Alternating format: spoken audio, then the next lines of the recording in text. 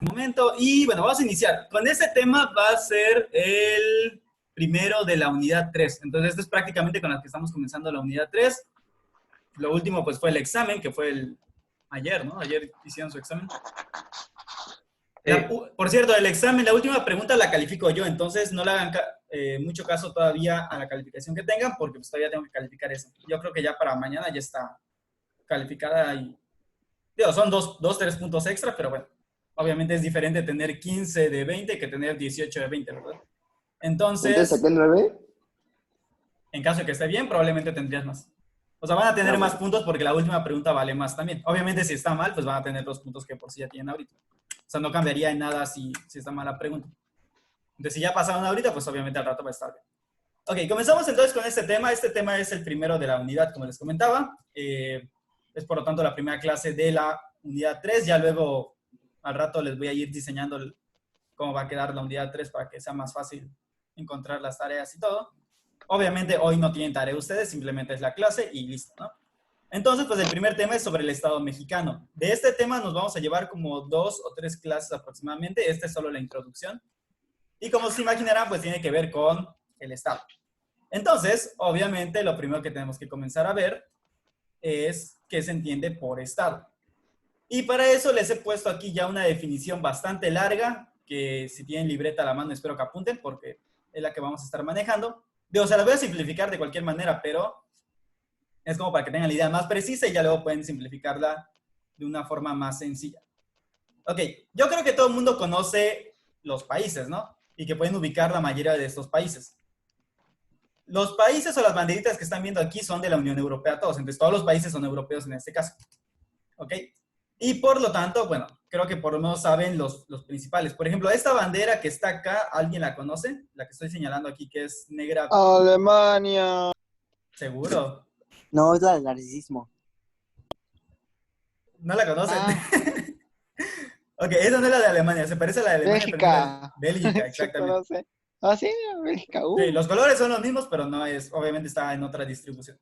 La de acá, que es verde, blanco y anaranjado. Italia. Anaranjado. Esta es anaranjada, no es roja. Esta es naranja, no. Es India, creo, sí.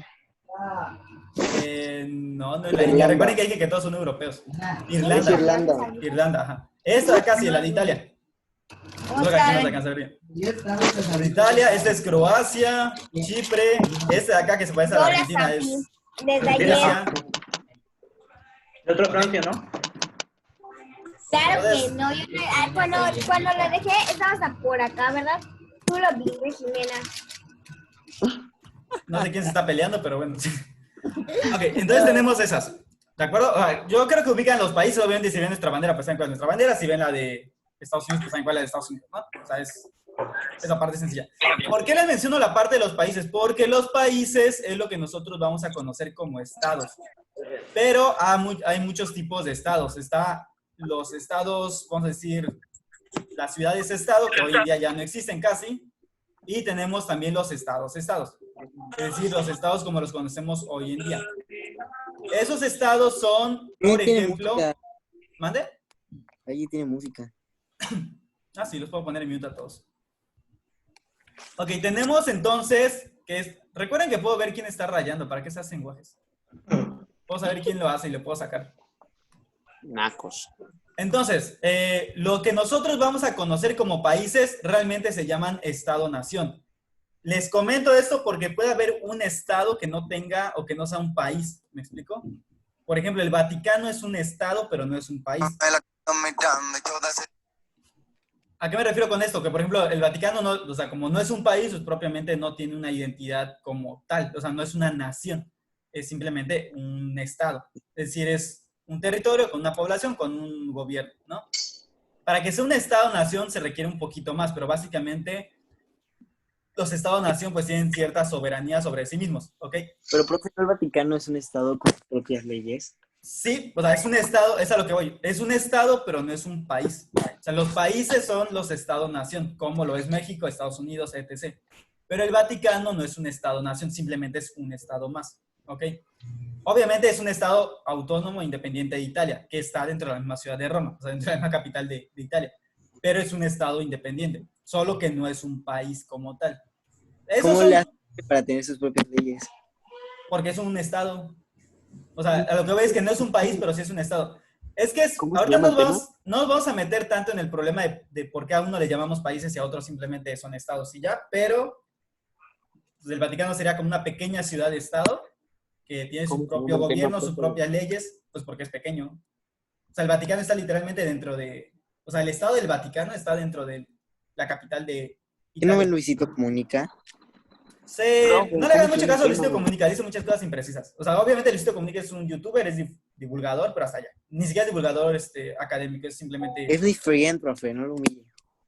Profe, ¿cómo se llama el tema? Ni siquiera tiene su licenciatura, por amor de Dios. Pero no importa, o sea, de cualquier manera no es su obligación saberlo todo, simplemente Profe, ¿cómo se no llama el es muy tema? preciso. Mande. ¿Qué pasó? No ¿Cómo se escuché llama lo el que tema? dijeron. Bueno, no sé qué ¿Cómo se dijeron, llama? así que... ¿Y cómo se llama el tema? El Estado mexicano. Gracias. Ok, Está ¿cuál es perfecto. la noción, bueno, el concepto? Es este largote. Este lo voy a explicar y lo voy a hacer más simple. Este sí anótenlo tal cual como está, pero ahorita lo voy explicando. En primer lugar, un estado es una estructura. ¿Ustedes qué entienden por estructura así muy rápidamente? ¿Cómo está empleada? ¿Cómo? ¿De qué está empleada? Ajá, ¿qué más? Pues es una de las tantas. Es como ¿Cómo una... está formada? O sea, Ajá. algo que lo forma. Otra cosa. ¿Qué tienen las estructuras normalmente? Pilares. Ok, pilares. Vamos a llamarle elementos para no llamar pilares. De acuerdo, entonces una estructura va a ser un conjunto de diversas partes, voy a llamar partes o voy a decir elementos, de diversos elementos que están unidos entre sí, ¿ok? Y que obviamente dependen uno del otro. Eso es una estructura, tanto a nivel, bueno, en cualquier nivel, vaya. Si hablamos de una casa, si hablamos de una sociedad, va a haber ciertos elementos que unen a otros y que hacen que que dependen unos de otros por cualquier motivo, ¿no? Entonces, cuando hablamos de que un estado es una estructura, estamos hablando de que va a tener diversos elementos que lo constituyen y que lo hacen un todo. Y esos elementos son elementos económicos, es decir, tiene cierta forma de crear y de mantener bienes y servicios. Obviamente hay una estructura jurídica, tiene ciertas leyes que regulan las relaciones entre sus miembros. La política de dominación, es decir, hay cierto grupo de poder o hay Pues, ciertos grados de poder de cómo se mantiene el poder y cómo se lleva, que es independiente en lo exterior, es decir, no depende de otras naciones o de otro país en sí mismo o de otras estructuras, pero tampoco de estructuras internas. O sea que si esa estructura fallara, pues se viene abajo, tampoco. Y con medios de poder propios que organiza la cooperación social territorial, es decir, hay una sociedad en un territorio con base en un orden legítimo, es decir, con esto jurídico que ha sido aceptado o que es aceptado por esta sociedad en este territorio. Esto se puede simplificar más. Ese sí les pido que lo copien porque es la noción más apegada, pero no es la única ni es obviamente la más fácil de entender. Ahorita les voy a explicar otra forma de entender lo que es más fácil y que de hecho está en su libro. El que tiene música, bájale tantito música. Ok, para que sea más fácil de entender y no haya tanto pierde. O sea, porque recuerden, la definición que les acabo de poner, ¿ya la copiaron, por cierto? le tomé foto. Ok, bueno. Ya le copié. Esa es la definición larga y más precisa. Una definición más sencilla es simplemente hablar por los elementos del Estado. Entonces, si yo les pregunto, los elementos del Estado son estos 4 que tenemos acá, ¿ok? El primero de ellos va a ser la población. Creo que esa parte queda bastante clara. Todo Estado tiene una población, todo país tiene una población. En segundo lugar, el territorio, que también me parece que queda bastante claro. En tercer lugar, un gobierno. Y en cuarto lugar, un derecho, ¿ok? Entonces, si yo les pregunto qué es el Estado, pues con que ustedes me digan, el Estado es el conjunto ¿Cómo de que la derecho? población, territorio, gobierno y derecho. ¿Vale? ¿Cómo que derecho? O sea, las leyes. Lo que pasa es que era más fácil poner derecho que poner el sistema legal que rige. Más fácil puse derecho. Pero por derecho me estoy refiriendo a las leyes, o sea, a la ley. Hay leyes que rigen cómo se relacionan, pues, tanto entre la población misma como el gobierno con la población. Y que obviamente aplica únicamente en su territorio. Por ejemplo, si tú quieres imponer las leyes mexicanas en Estados Unidos, te van a mandar a volar. Así de fácil y sencillo. O sea, México no tiene nada que hacer ahí. Si un policía mexicano arresta a alguien en Estados Unidos, pues obviamente no tiene ningún derecho a hacerlo. ¿Ok? Eso es a lo que voy. Entonces, a menos que obviamente hubiera un tratado en el cual se especifica en qué sentido o grado se puede hacer eso. Pero fuera de eso, pues nuestras leyes son nuestras leyes y no las afectan a nadie más. ¿Mande? ¿Qué pasa con eso de que en México son mayores a los 18 años y en USA a los 21? ¿Qué pasa En realidad, lo que pasa es que ahí depende de las reglas. En realidad, en Estados Unidos ya eres adulto a los 18 años. Lo que pasa es que no puedes tomar alcohol hasta los 21. O sea, es muy independiente. Muy independientemente de que seas adulto o no, hay ciertas cosas que hasta los 21 años. La razón de que sea a los 21 años y no antes es que los adolescentes tienen un cerebro del nabo. Porque como apenas está desarrollando su cerebro, si ustedes le empiezan a meter alcohol o drogas, lo que hacen es prácticamente hacerse más tontos. De por sí la humanidad ya está toda tonta, imagínense. Entonces, ese es el problema real, que ellos han usado un criterio más biológico para determinar que la edad permitida para tomar alcohol pues tiene que ser los 21, que es cuando el cerebro ya está más desarrollado y por lo tanto ya no se te mueren tantas neuronas, ¿no? Básicamente es por eso. En México, como no les interesa tanto eso, bueno, pues, se inventaron que a los 15? Va a depender de los países. Ahorita ya casi todos dicen que es a los 18 años como mínimo. Algunos, internacionalmente se dice que eres adulto a los 21 o que puedes consumir alcohol a los 21 años. O sea, si tú, por ejemplo, eres mexicano y te subes a un crucero, aunque sea un crucero mexicano, tú saliendo a aguas internacionales, si no has cumplido los 21 años, aunque ya tengas 19 o 20, no puedes tomar alcohol. Porque internacionalmente la edad para poder hacer eso es 21 años. Entonces, en aguas internacionales, 21 años es la edad la edad adulta propiamente. Pero digo que depende de los países, porque antes había países que ya te consideraban adulto a los 15 años, 16 años. ¿Qué pasa en un vuelo? Lo mismo, básicamente. Qué chafa. Obviamente habría que leer el derecho internacional, pero es lo mismo que es la típica pregunta, ¿y qué pasa si mato a alguien en aguas internacionales? Pues resulta que si matas a alguien en aguas internacionales, la ley que aplica pues sería la ley, ¿cómo se llama?, del país al que pertenece el barco. Entonces, si el barco, por ejemplo, es chino y en chino sí te permiten matar a alguien, bueno, pues obviamente no, eso no es en la realidad, pero si así fuera, pues técnicamente no habrías hecho ningún crimen porque, pues digamos que estuviera permitido, ¿no? ¿Y qué pasa con esos que no tienen extradición? Hay países que no tienen que no tienen tratados con otros para poder hacer eso. Entonces, si no tiene ese tratado, aunque tú le exijas al otro país que te regresa, a un criminal, no lo van a hacer. Normalmente hay países que ya lo tienen, o interviene alguna organización como puede ser la ONU, no sé. O sea, depende también del caso, ¿no? O algo que dependa de la ONU. Pero para eso está el derecho internacional. Entonces, pues, realmente muy pocos conocen el derecho internacional porque casi nadie se especializa en eso, de los abogados. Normalmente se especializan en casos penales o cosas así, pero pues el derecho internacional tiene que ver mucho con política, pues, obviamente con derecho, pero a nivel internacional.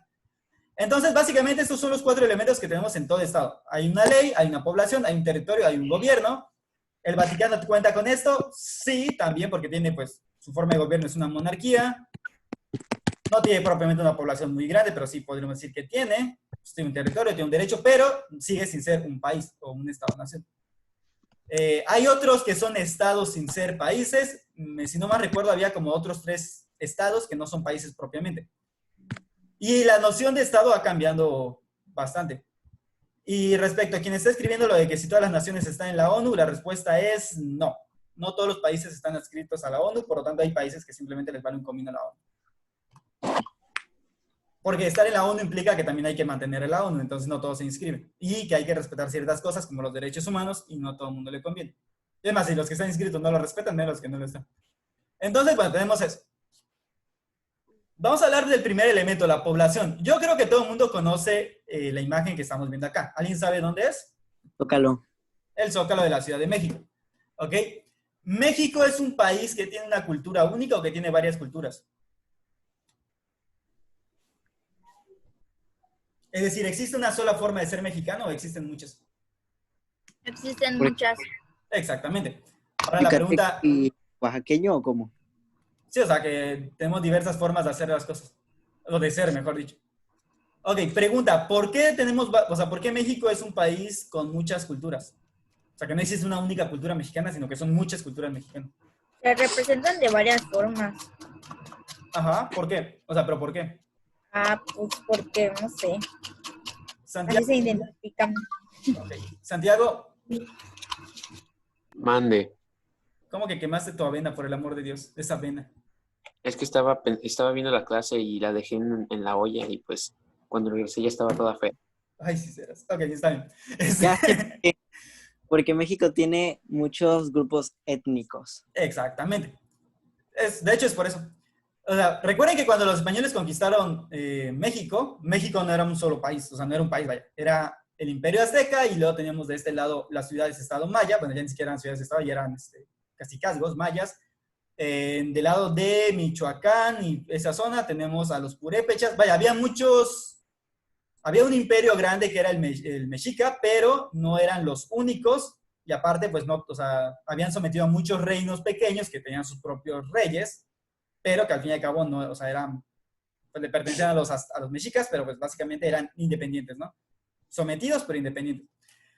O sea, independiente me refiero a que no tenía nada que ver con los mexicas como tal, más que, pues, que eran sus vasallos, ¿no?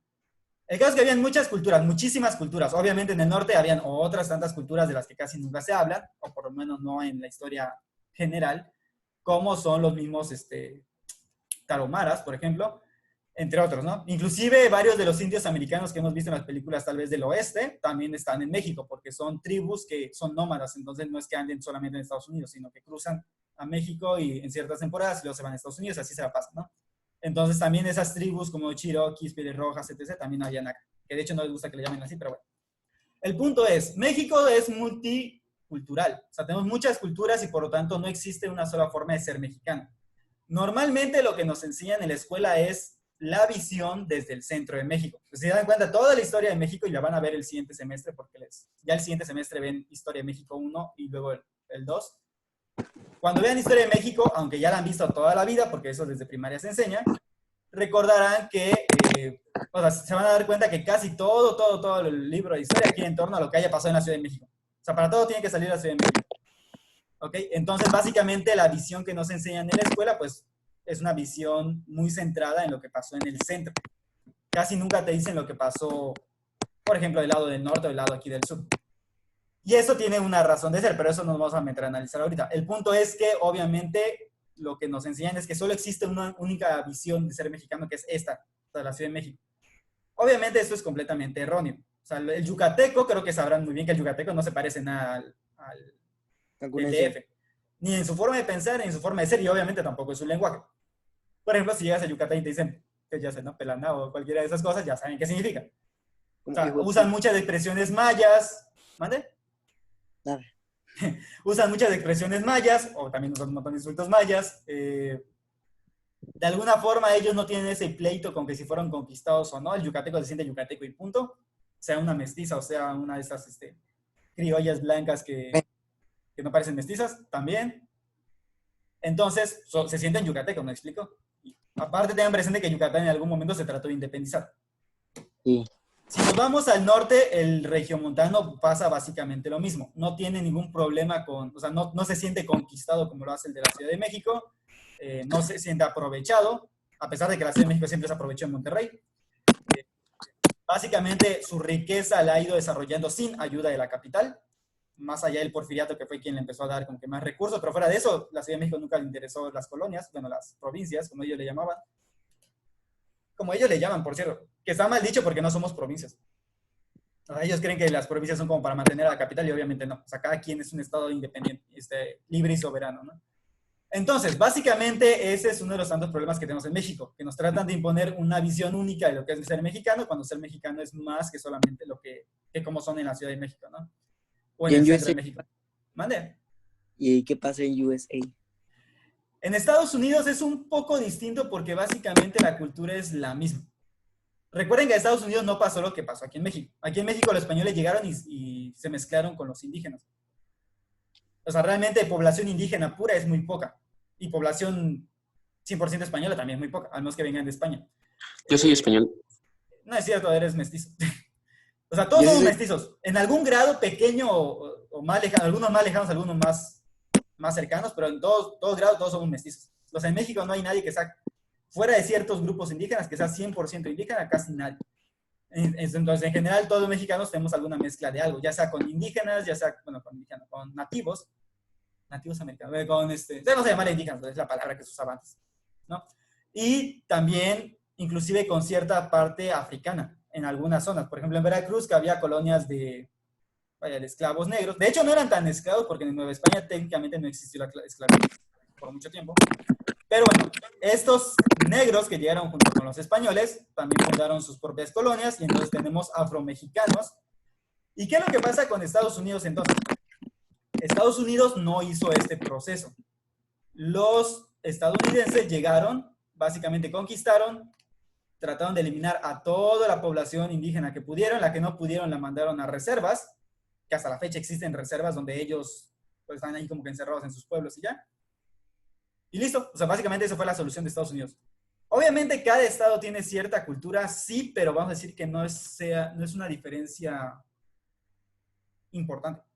No como aquí en México, que vienes aquí a Yucatán y te vas a encontrar bailes como, ¿cómo se llama el baile de Yucatán? Ya se me olvidó. ¿La jarana? Es jarana, ¿no? Ajá. ¿Ok? O que te vas, por ejemplo, al lado de Chihuahua y hay bailes, desde los bailes que hacen las tribus tarahumaras o las tribus de los pequeños pueblos indígenas que hay por ahí, hasta bailes propios de la región norte, igual que en Monterrey. Si te vas a Oaxaca, tienen sus propios bailes, sus propias fiestas, o sea, tienen su propia forma de hacer y vivir las cosas. Ni siquiera el Día de Muertos es igual aquí en México. O sea, creo que lo han visto obviamente cada año que hacemos los altares de muertos. No es lo mismo el altar de Michoacán o la forma como celebran en Michoacán la muerte, que me parece que es donde van inclusive hasta las tumbas a comer y hacer fiesta ahí. El Hanal Pichán. Ajá, o aquí a Yucatán el Hanal Pichán, que es diferente, que es un poco más austero, más sencillo, pero la intención es exactamente la misma. Entonces, pues para que vean la riqueza que tiene México. O sea, y estamos hablando de las culturas grandes. Hay culturas todavía más pequeñas que también tienen su propia forma de hacer las cosas, como pasa en Chiapas, que hay muchos pueblitos con diversos grupos étnicos y que tienen su propia forma de hacer las cosas. Entonces, de entrada, nuestro país es pluricultural. No tenemos una cultura única. Obviamente no tenemos un pensamiento único tampoco, aunque casi todo lo que nos viene es de la capital. Y pues tenemos cosas diferentes que hacer. Quintana Roo, al ser el más nuevo, pues normalmente tiene mayor influencia yucateca, por el ser más cercano. Pero en general, pues tenemos también de todo, ¿no? O sea, estamos formando nuestra propia cultura. De hecho, ya Cancún ya empieza a tener su propia cultura como tal. O sea, ya empezó a tener nuestros ritmo de vida propio. ¿Ok? Entonces, esta parte creo que queda clara. Obviamente hay países que son un poco más, bueno, no más pluralistas, pero sí más, ¿cómo se llama? Que tienen más interacción con otros países y por lo tanto hay muchas cosas. Ese es el caso, por ejemplo, de Europa. Mande. ¿Tiene algo único que hay en Cancún? O sea, como que algo que nos represente como cultura, entre comillas. Propio, todavía así que tú digas, eso es netamente cancunense, todavía no del todo, pero ya empieza. Como que un mini ejemplo, algo X. Un mini ejemplo muy X. ¿Han visto la fiesta de Cristo Rey que se hace en noviembre? No.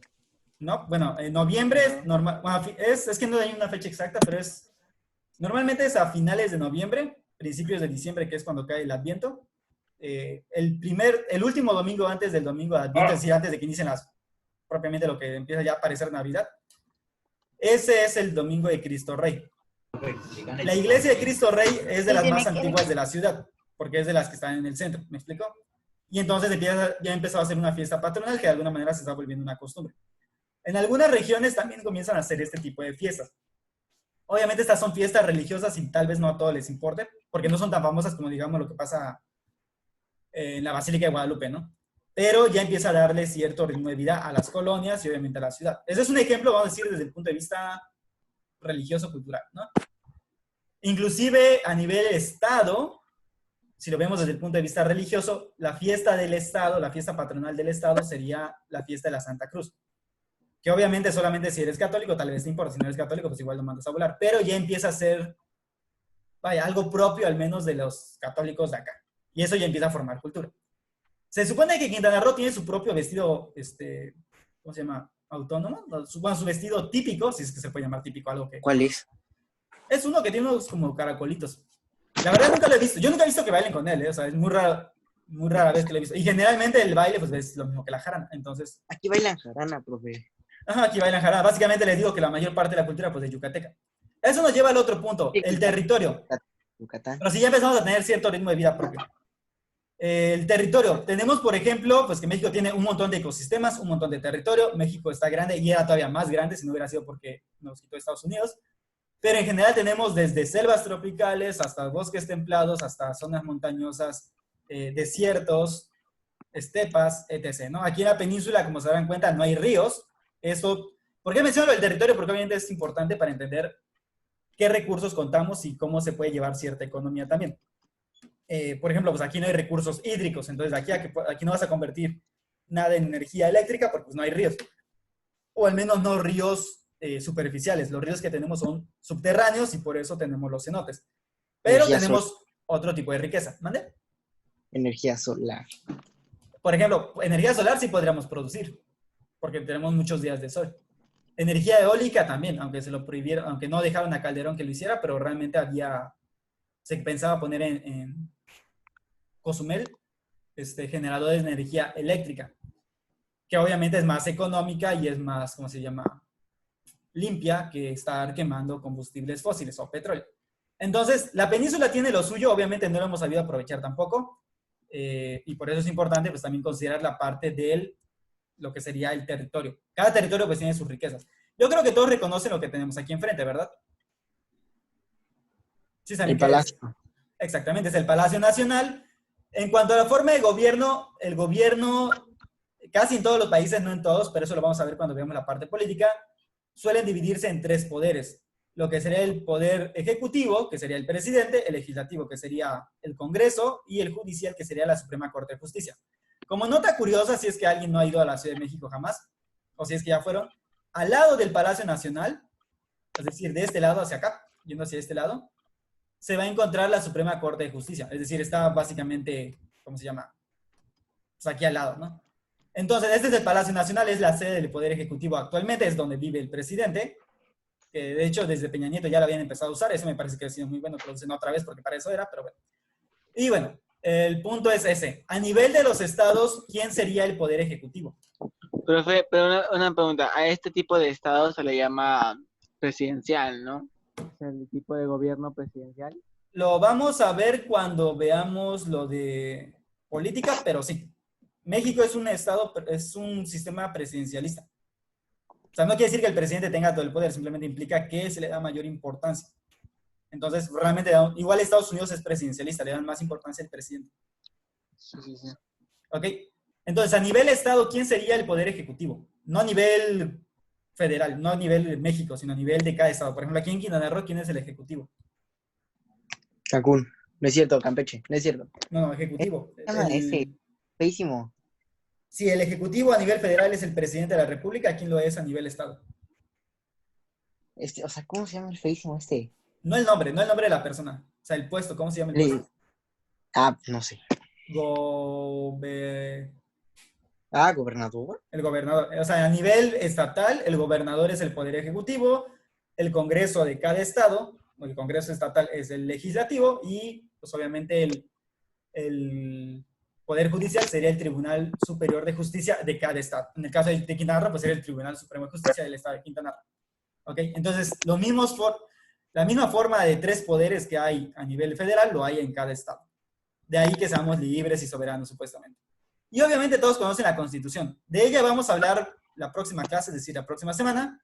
Entonces, pues, esta es la de 1917. Recuerden que hemos tenido muchas constituciones que van a ver más profundamente cuando vean. Porfirio Díaz. Bueno, esta fue después de Porfirio Díaz, fue ya en la Revolución. Pero antes de la Revolución hubo otra, y antes de esa hubo otra, y han habido varias constituciones. Ok, para terminar rápidamente, el desarrollo histórico del Estado. Obviamente no hemos salido ya formando países. Los países han sido algo que se ha dado a lo largo de la historia de la humanidad y a través de muchos tiempos y de muchas guerras y de muchas cosas. Entonces, básicamente la humanidad ha pasado por 5 fases de organización que vamos a llamarle estatal, de la cual la última, o sea, el Estado propiamente, es, pues vamos a decir, la más importante y la que más desarrollo ha tenido. Pero básicamente toda la humanidad comenzó siendo una gens. ¿Qué es una gens? Pues básicamente era una agrupación de familias que estaban ligadas por la sangre. Es decir, es como que la familia de tu tío junto con la familia de tu papá, junto con la familia de otro tío y así, ¿no? Todo eso era una gens, es decir, eran relaciones de familia. Como obviamente el incesto no es positivo, y no es positivo me refiero no solamente por la cuestión ética, me refiero también por la cuestión biológica. Mande. indirectas y hacia los norteños. Exactamente. Sí. Pero es que en general, o sea, es malo biológicamente el incesto, porque Los hace genera más muchas tontos. mutaciones. Mande. Los hace más tontos. Había visto que había una historia de un reino que para no perder el puesto de ese rey, pues, así, o sea, cogían entre primos y todo eso. Ah, entre Y hermanos pues, igual. el último quedó el más baboso. Sí, por lo mismo de las mutaciones. Entonces, por eso es que normalmente se prohíbe el incesto. Por lo mismo de que pueden haber mutaciones y que... De eso lo hacía mucho la realeza y lo siguió haciendo durante muchos siglos la realeza, inclusive ya en el siglo XX, por cuestión de pues, la pureza de disque la sangre. Pero en realidad es lo peor que puede hacer biológicamente hablando.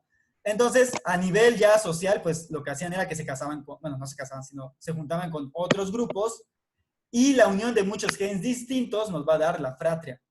Es decir, ya tenemos muchas familias que eran diferentes porque se han unido por lazos de sangre, o sea, por matrimonios o por uniones, vaya, básicamente, y de ahí surgen las fratrias. Las fratrias al unirse van a dar origen a las tribus. Y estas tribus normalmente tienen a un patriarca común o alguien que vaya, que era su representante o un tótem común, algo que los representa. Sigue habiendo relaciones de sangre, pero ya no tan fuertes como lo es en estos 2 grados de acá. Y cuando yo uno muchas tribus, se van a formar confederaciones. Solamente que cada confederación, pues obviamente tiene un linaje que los une, cada tribu tiene un linaje que los une y a la vez ellos, por cuestiones políticas, se unen entre sí. Que es el caso, por ejemplo, de los iroqueses, que es una tribu que es una confederación de tribus que existieron en los límites entre Canadá y Estados Unidos y que fueron la primera democracia en América.